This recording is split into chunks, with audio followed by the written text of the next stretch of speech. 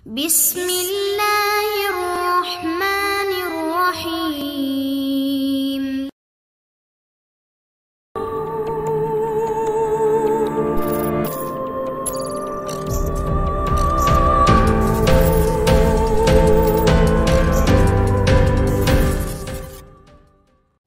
अस्सलाम वालेकुम दोस्तों।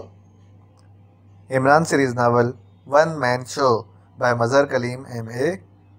अगर आपने अभी तक हमारे चैनल जासूसी दुनिया को सब्सक्राइब नहीं किया तो सब्सक्राइब करें और बेल आइकन पर क्लिक कीजिए।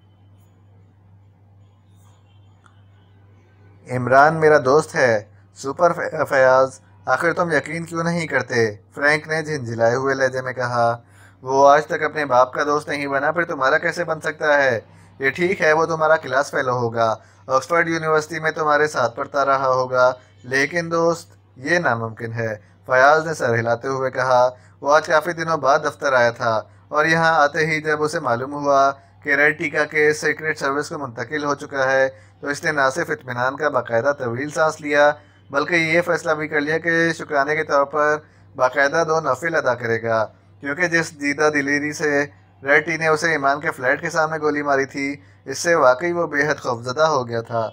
और अभी उसे दफ्तर में बैठे थोड़ी ही देर गुजरी होगी कि फ्रैंक इससे मिलने आ गया।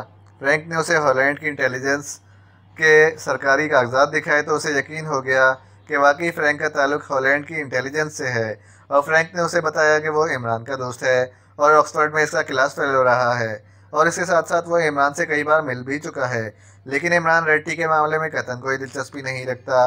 तो फयाज ने उसे बताया कि अगर वो वाकई रेड टी से अपने मुल्क की रकम वापस लेना चाहता है तो फिर इमरान की ही खिदमत हासिल करे, वही इसका मसला हल कर सकता है। लेकिन इसके लिए उसे रकम खर्च करनी पड़ेगी। इमरान बगैर रकम के किसी मामले में दिलचस्पी नहीं लेता।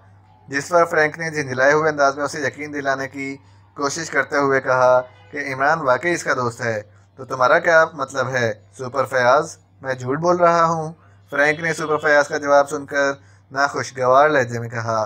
सुनो फ्रैंक, तुम ये दोस्ती वगैरह का चक्कर दिल से निकाल दो। वो तुमसे ज़्यादा मेरा दोस्त है, लेकिन जहाँ कारोबारी मसला आएगा वहाँ इसकी दोस्ती की हदें यकलख ख़त्म हो जाती हैं। वो दरअसल पैसे का दोस्त है, समझे? तुम ठीक कहते हो, तुमने सिर्फ दोस्ती जिताई होगी, इसलिए इसने कोई दिलचस्पी ना ली होगी। फयाज ने सर हिलाते हुए जवाब दिया। तो तुम्हारा मतलब है मैं इमरान को बाकायदा इस मिशन के लिए बुक करूं? क्या इसका सीक्रेट सर्विस से कोई ताल्लुक नहीं है? फ्रैंक ने होठ चबाते हुए कहा। मैंने बताया तो है, इसका ताल्लुक सिर्फ रकम से है। ये रकम चाहे सीक्रेट सर्विस मुहैया करे या सुपर फयाज, उसे इससे कोई मतलब नहीं। फयाज ने मुंह बनाते हुए जवाब दिया। अगर मैं इसे रकम दे दूं तो क्या वो रेड टी को पकड़ेगा? वो क्या पकड़ेगा, तुम देखना। रेड टी हाथ बांधे इसके सामने आ खड़ा होगा। वो ऐसा ही आदमी है, फयाज ने जवाब दिया। क्या तुम इस मिशन में मेरी मदद नहीं कर सकते? आखिर तुम भी तो इंटेलिजेंस के सुपरिटेंडेंट हो और केस भी इंटेलिजेंट के पास है।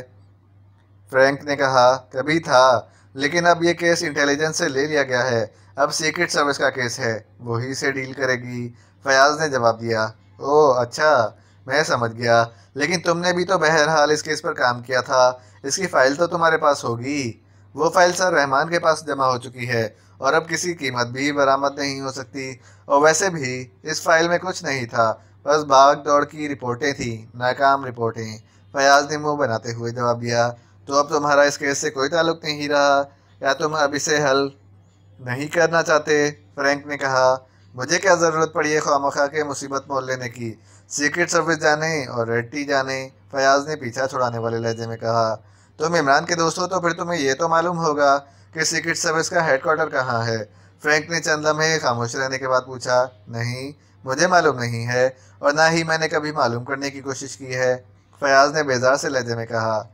ओके मिस्टर फयाज, बहुत बहुत शुक्रिया।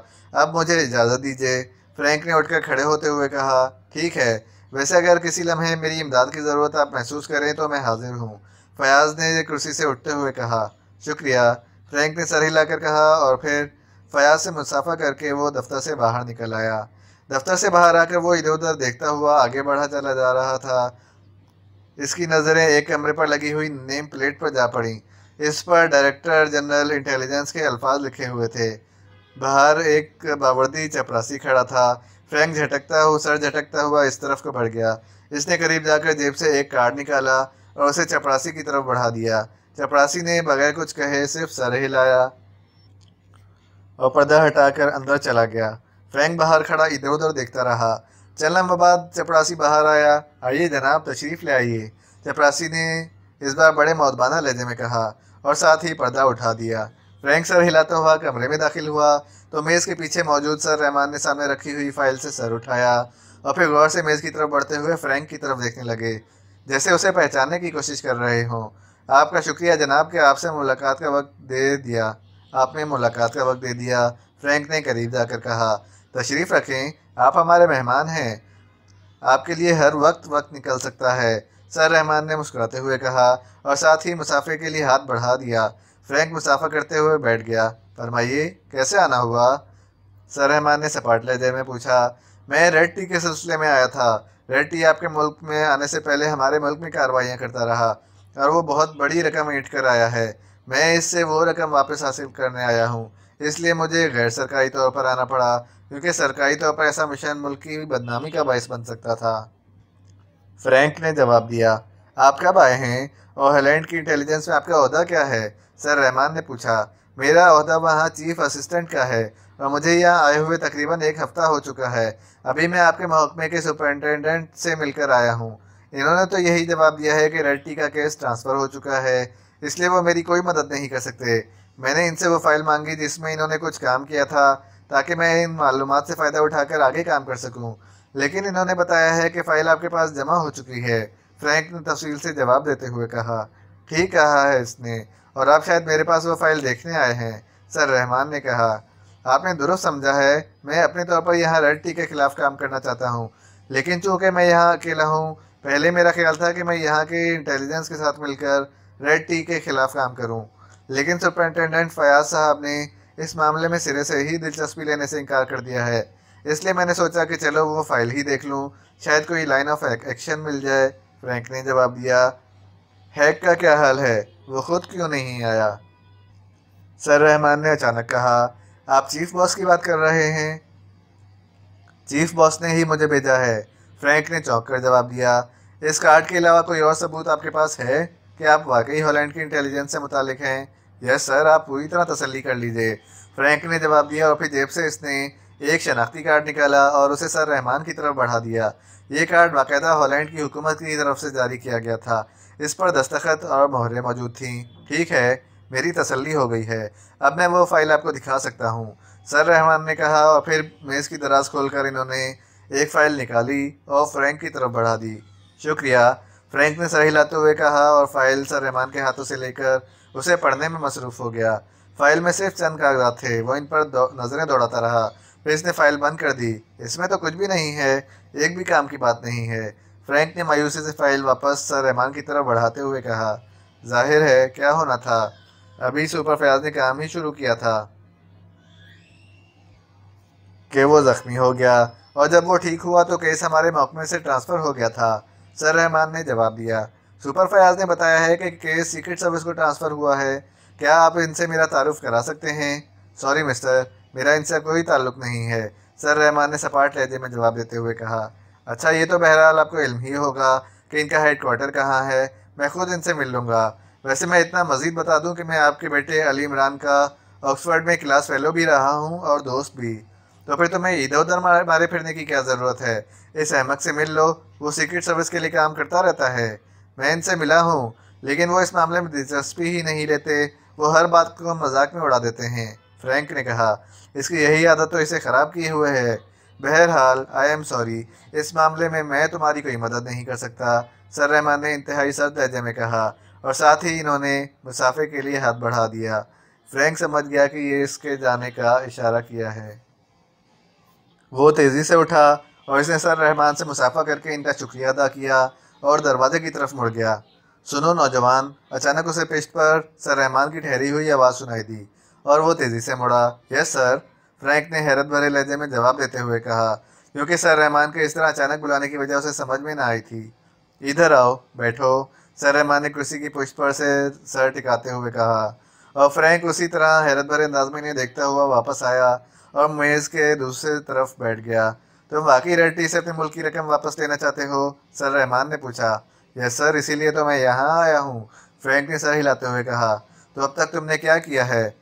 मैं अकेला क्या कर सकता हूँ? मेरा प्रोग्राम तो ये था कि मैं यहाँ की इंटेलिजेंस के साथ मिलकर काम करूँगा। इस तरह रट्टी का भी खात्मा हो जाएगा और हमारी रकम भी बरामद हो जाएगी। लेकिन यहाँ आने के बाद तो मैं अजीब सी सूरत हाल में फंस गया हूँ।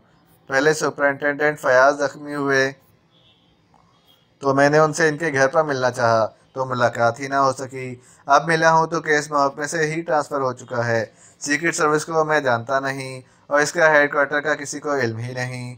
क्या तुम इमरान से मिले हो? बिल्कुल मिला हूँ, एक बार नहीं 2 बार। लेकिन वो साहब पट्टे पर हाथ ही नहीं रखने देते, हर बात मजाक में उड़ा देते हैं। फ्रैंक ने जवाब दिया। तुम मुझसे किस मकसद की खातिर मिले थे? मैंने सुना था कि वो सीक्रेट सर्विस के लिए काम करते हैं, इसलिए मैंने सोचा कि इन्हें सीक्रेट सर्विस के हेडक्वार्टर का इल्म होगा। आज से कितने रोज़ पहले मिले थे? सर रहमान ने पूछा। 2 रोज़ कबल, फ्रैंक ने एक लम्हा खामोश रहने के बाद जवाब दिया। और फयाज से कब मिले थे? सुपरिटेंडेंट सर रहमान ने होठ भींचते हुए पूछा। अभी आपसे मिलने से पहले, फ्रैंक ने कुछ ना समझते हुए कहा। हम्म, तो इसका मतलब है तुम्हें सीक्रेट सर्विस के मुतालिक बता देना चाहिए। ठीक है, मैं इसकी फ़ाइल मंगवाता हूँ, सर रहमान ने कहा और मेज़ पर पड़ा हुआ इंटरकॉम का बटन दबा दिया। यस सर, दूसरी तरफ से पूछा गया। फयाज को भेजो, सर रहमान ने करख लहजे में कहा। यस सर, दूसरी तरफ से कहा गया और सर रहमान ने इंटरकॉम का बटन दोबारा प्रेस कर दिया। चंद लम्हों बाद ही दरवाजे से फयाज की शक्ल नजर आई। वहीं दरवाजे पर ही रुक जाओ फयाज, सर रहमान ने फयाज को देखते ही तेज लहजे में कहा और इसके साथ ही मेज़ की तरफ पड़ा हुआ इनका हाथ तेज़ी से बाहर आया और फ्रैंक बुरी तरह चौंक पड़ा। सर रहमान के हाथ में रिवॉल्वर था। अब सच सच बता दो कि तुम दरअसल कौन हो और तुम्हें पाकिस्तान सीक्रेट सर्विस के हेडक्वार्टर की क्यों तलाश है? सर रहमान ने इंतहाई करख लहजे में कहा। यह आप क्या कर रहे हैं? मैं तो आपको जिम्मेदार अफसर समझता रहा, लेकिन आप इंतहाई गैर जिम्मेदाराना इकदाम कर रहे हैं। बताया तो है कि रेड्डी को पकड़ने के लिए सीक्रेट सर्विस के साथ मिलकर काम करना चाहता हूँ, फ्रैंक ने अपने आप को संभालते हुए जवाब दिया। इस बार इसके लहजे में बेपनाह तलखी थी। तुम इमरान और फयाज को तो बेवकूफ़ बना सकते हो, मुझे नहीं, समझे? आज से पहले तुम्हें इल्म ही ना था कि केस सीक्रेट सर्विस के पास ट्रांसफ़र हो चुका है या नहीं, लेकिन केस भी कल ही ट्रांसफ़र हुआ है, तो फिर तुम इससे पहले सीक्रेट सर्विस के हेडक्वार्टर को क्यों तलाश कर रहे थे? सर रहमान ने खा जाने वाले लहजे में कहा। आपको ख्वामखा गलतफहमी हुई है जनाब, आपने मेरे सरकारी कागजात देखकर इत्मीनान कर लिया है। मज़ीद इत्मीनान चाहिए तो आप चीफ बॉस को कॉल करके इनसे तसल्ली कर लें। दरअसल मुझे पहले से यकीन था कि रेड टी यहाँ की इंटेलिजेंस के बस का रोग नहीं है। जिस तरह इसने सुपर फैज को दीदा दिली से खुलेआम गोली मार दी थी, इसके बाद केस का इंटेलिजेंस से ट्रांसफ़र हो जाना एक यकीनी अमर था और जाहिर है इसके बाद केस लाजमन सीक्रेट सर्विस को ही जाता। मैंने कोशिश की कि इमरान संजीदा हो जाए, लेकिन वो आखिर तक गैर संजीदा ही रहा। ठीक है, तुम्हारी तवज्जो काबिल कबूल है, सर रहमान ने चंद लम्हे सोचने के बाद कहा और रिवॉल्वर वापस जेब में डाल दिया। इनके अचानक रिवॉल्वर निकालने पर फयाज ने भी तेज़ी से रिवॉल्वर निकाल लिया था और शायद सर रहमान ने उसे बुलाया भी इसी मकसद के लिए था। सर रहमान के ढीले पड़ जाते ही फयाज ने भी रिवॉल्वर वापस होल्स्टर में डाल दिया। मैं तुम्हें बुलाया और मकसद के लिए था, लेकिन तुम्हारी बातों से मैं मशकूक हो गया था। अगर तुम वाकई रेड्डी के खिलाफ काम करना चाहते हो तो तुम्हें इस अहमक को राज़ी करना पड़ेगा, सर रहमान ने होंठ चबाते हुए कहा। अहमक? फ्रैंक ने चौंक कर पूछा। मैं इमरान की बात कर रहा हूँ। वो अहमक ज़रूर है, लेकिन जब वो काम करने पर आ जाए तो पीछे नहीं हटता। आखिर वो मेरा ही खून है। जाओ, वो तुम्हारा दोस्त है, इसलिए तुम चाहो तो इसे राज़ी कर सकते हो, सर रहमान ने कहा और फ्रैंक सर हिलाता हुआ उठ खड़ा हुआ। ठीक है जनाब, मैं आपकी बात समझ गया हूँ, शुक्रिया, फ्रैंक ने कहा और तेज़ी से दरवाजे की तरफ बढ़ गया। फयाज के दरवाजे के करीब पहुँचते ही एक तरफ हटा और फ्रैंक सर हिलाता हुआ दरवाजे से बाहर आ गया। इसके चेहरे पर एक फैसला कुन तासुर मौजूद था, जैसे वो किसी हतमी नतीजे पर पहुँच गया हो।